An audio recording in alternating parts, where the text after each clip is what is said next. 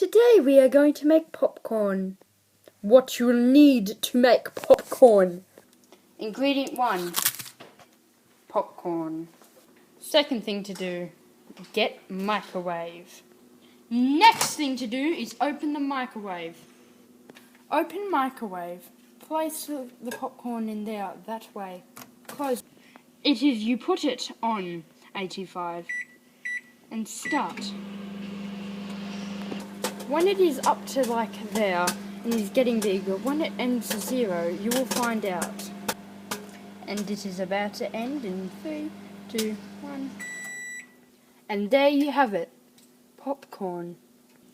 This is how you open popcorn. Like a boss. This is how you open it.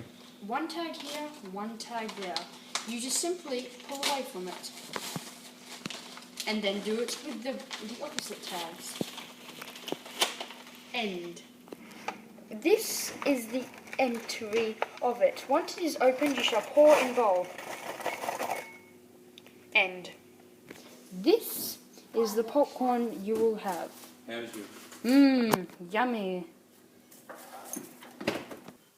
Then you have your popcorn.